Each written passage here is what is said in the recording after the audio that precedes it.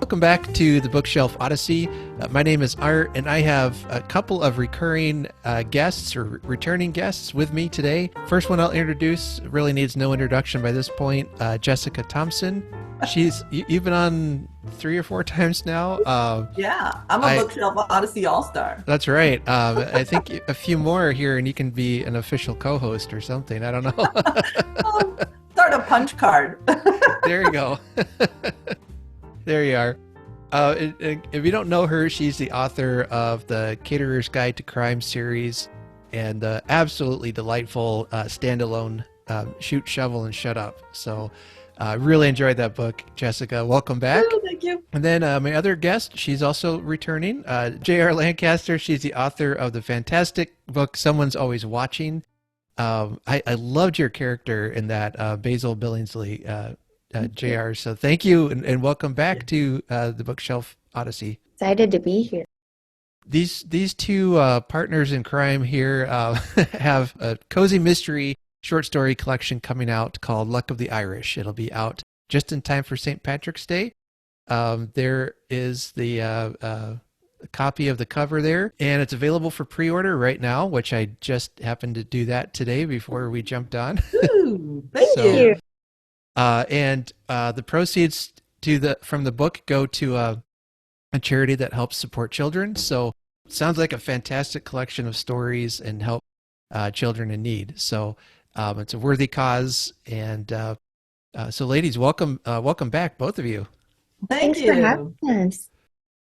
This new short story you have coming out, Jessica, you're one of the main editors, from what I can tell. You and Kate.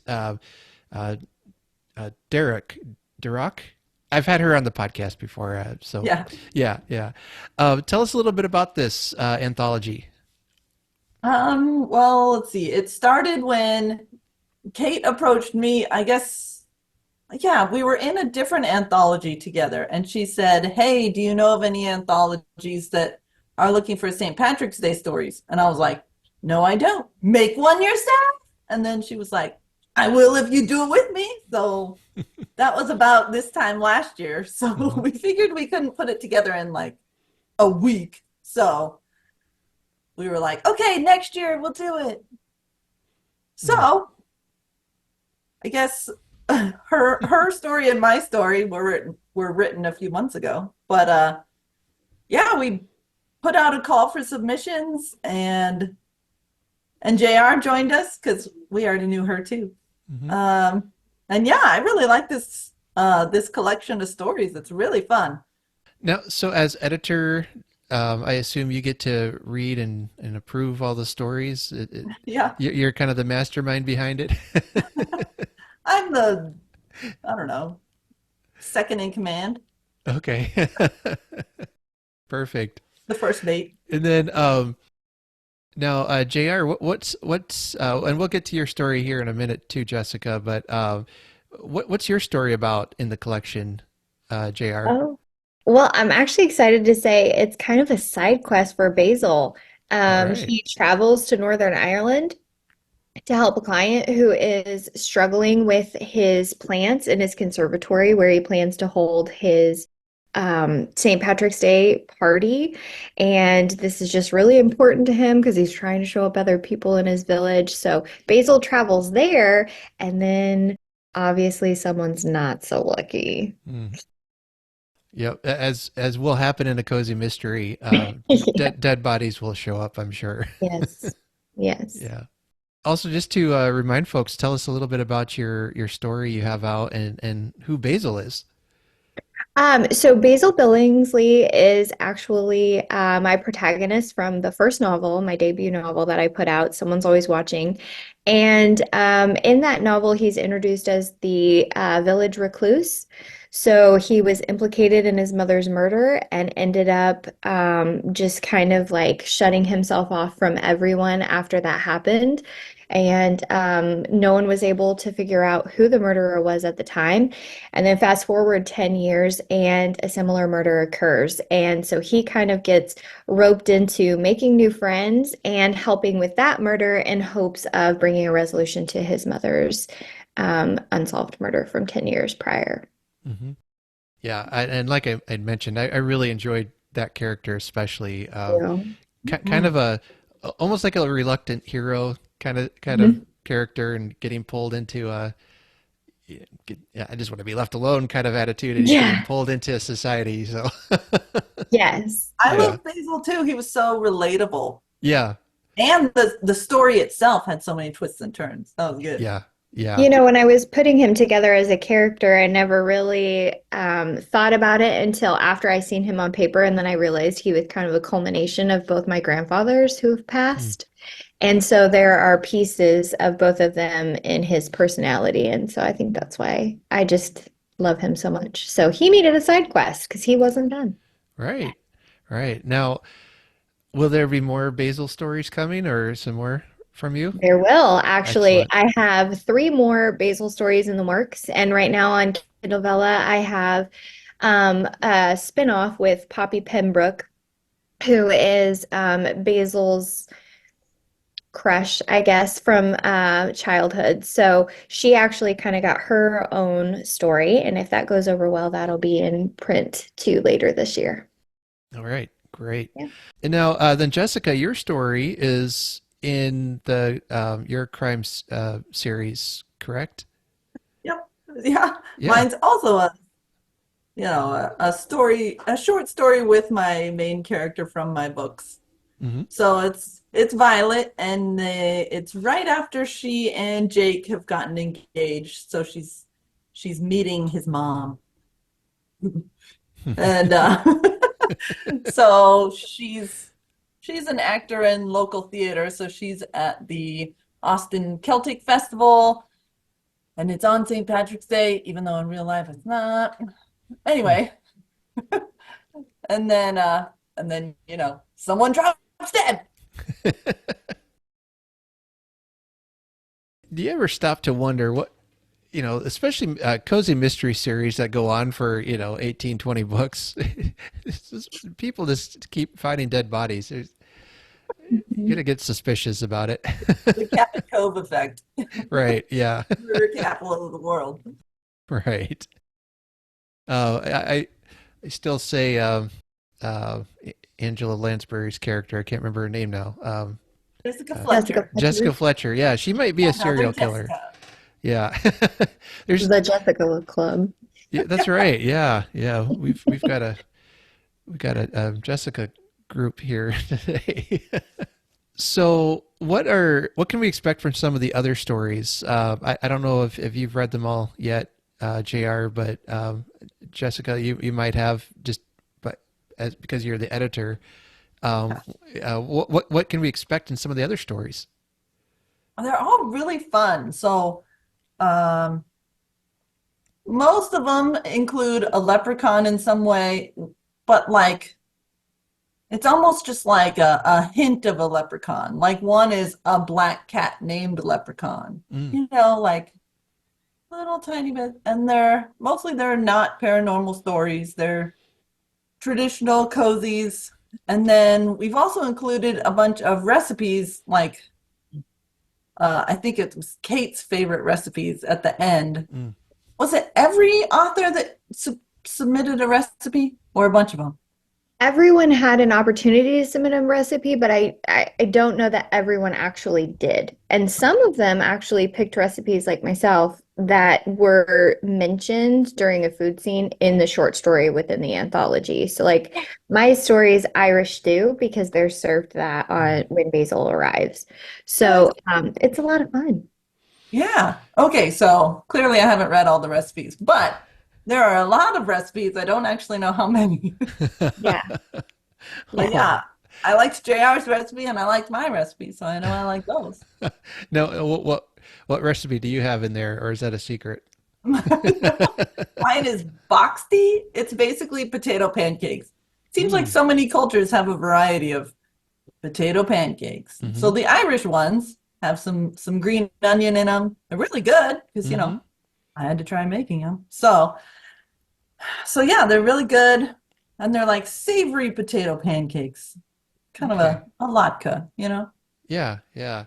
Now my wife will make what she calls corn fritters. Oop. Mhm. And for those who don't know, the way she makes them, they're like a pancake, but they have corn and green onions, I believe, in it, and it's so good. And then So So she'll, good. good. oh my goodness, she'll have a kind of some kind of a salsa relish she'll make too to put on top, Ooh, and oh man, nice. yeah, Delicious. Art yeah, swooning. yeah. Feel free to So send that our way if you can get her to share the recipe. Yeah. I will, yes, I'll make a note of that. Yeah, so Cool. this book sounds like what I like about cozies is you get the mystery and then you get some good food too. So Yeah. yeah, And really like Mhm. lovable characters and intricate, well, yeah, intricate plots and intricate puzzles, I should say. Yeah, So really just so much fun. Yeah. absolutely. yeah, yeah. Thinking about, I've got a couple mysteries in mind that I'm looking forward to reading in Saint or in March for that surround St. Patrick's Day. But um, I'm gonna just kind of throw this out there and make you guys scramble now. Are there some mysteries or books that you would recommend people to read in March to maybe get in the St. Patrick's Day mood? Mm. Or Ooh, I'll talk I don't first so know. I can give you time to think. All right, well, one book I'm looking forward to. It's in the Beacon Bake Shop mystery series by Darcy Hannah, Ooh. and it's called Murder at the Blarney Bash. Um, Oh, that'll be fun. yeah, I've it's coming in the mail here in the next day or two, and I'll be reading that in March. And then there was another collection, Irish Milkshake Murder. I think it's out by Kensington, and it has three Hmm. novellas in it. And one of the stories in there is by Liz Ireland, and she writes the Mrs. Claus mystery series, which I love. And that one is set at St. Patrick's Day, so I'm excited to read that. And then there's two others. I think Carleen O'Connor writes one of them. She writes a lot of she writes an Irish based cozy mystery series also. So Yeah. I'm looking forward Oh, to are those the one that's like a something at an Irish something? yeah like Yes. murder at an Irish Oh, pub, murder at an yeah, Irish yeah, something. those. Yeah, yeah, Oh, Yeah. that's what I yeah. should have said. That's what I was gonna say. I've been reading through her series, and her most Okay. recent one is I pulled it up on Mm, Amazon just like because I was unprepared too. But it's perfect. Murder at an Irish Chipper. And it's not Mm, necessarily, I mean, her series isn't necessarily, St. Patty's Day themed, but it's all set in Ireland. So if hmm she's really great with setting, like it pulls you in. So if you've never been to Ireland, it's a great way to kind of visit. hmm I Yeah. forgot I saw that one. And I was wondering, what's a chipper? Is that like a fish and chip shop? What's a chipper? Um, I'd love to tell you, but I don't know. hang I on. mean, I assume it's not, a wood chipper. Yeah, yeah. Um, there. It's a fish and chip shop. Yeah, that's what I was Ah, thinking. Yeah, there. There's a store in Omaha near where I live. It's called Chippies, and they are. It's a British themed like bakery type place, cool. and the owner is from England. So I don't know how they ended up in the Midwest of the United States, but he wanted a taste of home, so he opened up this British themed bake shop. But it has like lunches you can order, like British lunches, a British the full English breakfast. You can get that, Ah, nice. um, and then it has chocolates and groceries and little. It's just got all kinds of things that he brings over from England, and you can get a Cool. taste of England in the Midwest. Yeah, Be Oh, legit. yeah, yeah. So it's like it's authentic. Yeah. I keep wanting to go over and try a full English breakfast sometime because that looks amazing. Yeah. yes. Yeah. Mhm. But yeah, and then yeah, so those two, and then I'm going to be reading the collection, of course, the Luck of the Irish collection as well during March. So I've got some St. Patty's themed books to get through. I'm looking forward to.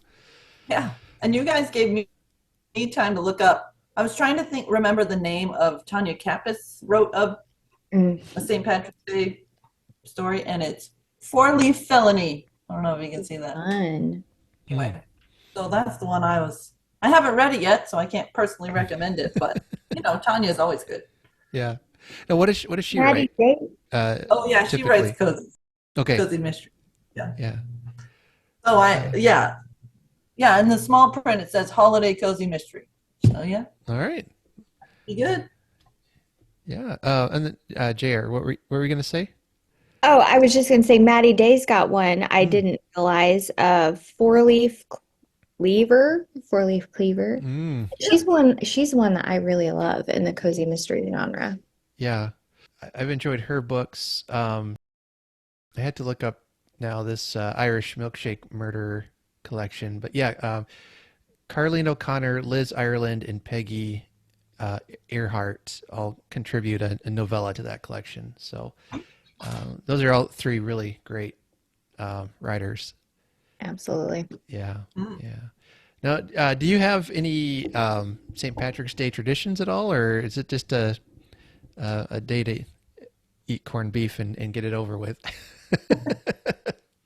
Yeah, I think our tradition is eating corned beef. One Yeah. time I salted, corned my own brisket, but it wasn't that great. So I'm gonna stick with like submerged in water because I was like, oh, and I'll roast it and it was like so dry. Mm. Biggest hockey puck you've ever seen. Oh no. Nope. Didn't work. Yeah. No, not at all. Yeah. Now how about you, JR? Do you have any traditions? Well, traditions are changing for us this year because my kids are older, but we actually every year we've made leprechaun traps, Mm. my kids and I, before it gets to St. Patrick's Day. And so that was just kind of fun. It's just another creative outlet. And then we do cabbage. We don't really like corned beef at our house, so we just make sure that we eat something with cabbage in it for luck. Great. Now, what's a leprechaun trap? Oh my gosh, they're so much fun. So you Yeah. just have to get creative and you reuse things from around your house. You don't have to buy anything. So you can use toilet paper rolls, you can use boxes, paper mache, you can make it however you want. We've done it so many different ways. And the kids just decorate and they paint and glue things and there's glitter everywhere. And you basically just create like a little trap.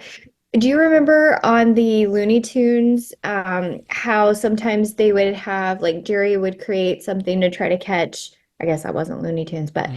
Jerry, Tom would try to catch Jerry with one of those boxes on a string and Oh he'd like yeah. try to pull it. So Yeah. the idea is that you create something that when the leprechaun goes in to get the money that you put in there, then it's going to snap closed and you're going to be able to catch it. Okay. How fun. How Yeah. fun. I Yeah. was imagining a box with a stick. Yes, yes, we have done that before, but the kids have actually got really creative. And as Chloe got older, obviously, like the magic was different for her, but she still really enjoyed doing it. Mhm. So hers became more intricate, paper mache, and hey, Dad, do you have any spare springs around the house? And I Oh, think one might have even included a mousetrap at one point, but who's to judge? Oh my. don't kill the leprechaun. So So, yeah, but you put money in there uh-huh. so that way it attracts the leprechaun. Now, what happens if you catch a leprechaun? Do you get a pot of gold? Is That's the way the story is told. Yes, of Mhm. course, we've never caught any leprechauns. Um, Zach did get in a bit of a predicament. That's my husband. Mm. One time when he tried to get his quarters out. That's the closest the kids have gotten to Oh. That mousetrap snapped, huh? it. Oh gosh. Oh my. Isn't he a redhead too? They Um, all got a really big red, a yeah, really like a 6'2" leprechaun. Like Elf, but St. Patty's Day version. I'm seeing a movie here. This is gonna work. Yeah. Perfect. Yeah. Oh, yeah. We ourselves, we don't really have a lot of traditions for St. Patrick's Day. When my wife and I were first married, I know she had made we had made corned beef and cabbage, and just kind of that's about what we did. But then it made us both so sick. We just were like, you know what, this let's just skip it and we'll celebrate in our hearts. That's what we'll do. Oh no. Celebrate by reading books. That's right. Yeah, celebrate by reading books. That's my go-to celebration. So yeah, you can't go wrong with that way. So No. now, Jessica, do you have any? What's your future plans as far as writing goes? It always seems like you have something cooking. Yeah, JR and I are also working on another project together. We've been collaborating a lot. We've got this Vella going it's not cozy mysteries. Ooh, if I hold it at an angle. There you go. Yeah. Yeah. So it's called Meet Cute Moments. So it's just like super duper short, sweet romance stories where it's just a meet cute, because I figure that's the for me, that's the best part and the most realistic, because my husband and I didn't find some act 3 reason to break up and then get back together. I just meet, get excited, you date. The end. Anyway. The end. We're at the beginning. I mean, marriage is an adventure, right? Yeah. So at the end of these stories, we're not putting the end, because it's no, it's just the beginning. So in your mind, the story keeps going. Anyway, so they're not cozy mysteries, but they're still pretty cozy, pretty cute. Yeah. They're adjacent to our genre. Yeah. So that's Vella, what we're working on right now. And that's the Kindle Vella, you said? Yeah. Yeah. Okay, cool. Yeah. Yeah. Trying to decide if the way my wife and I met, if that would count as a meet cute or something. I don't know. It was really ironic though. I met her in college, and we worked together in a cafeteria, in the school cafeteria. And the first day I remember, I was there, first day for work, and she came, bursting into the room where the cafeteria is. I mean, she doesn't enter a room; she bursts into the rooms. She just got such a big presence. And I remember the first thing she said was, "It is a beautiful day for a wedding." And I'm like, "Oh boy, here's this girl who's just hunting for a husband. I better watch out for her." That was my first thought. But it turns out one of their friends was getting married that day, so she was just excited for it, and it was a beautiful day and all that. But so then, fast forward a few months, we were friends because we worked together, and then we just hit it off and started dating 6 months later, I guess, from that point. But yeah. That's cute. I love that. I do too, yeah. And for all you hopeless romantics out there, when we got married and she came down the aisle and everything, when she got up front, she whispered to me, "It's a beautiful day for a wedding." Oh, Tingles. so cute. Tingles down my right arm. That's so cute. At least it's not down your left arm. Isn't that a heart attack? Or Yeah. This arm is bad. This arm cute.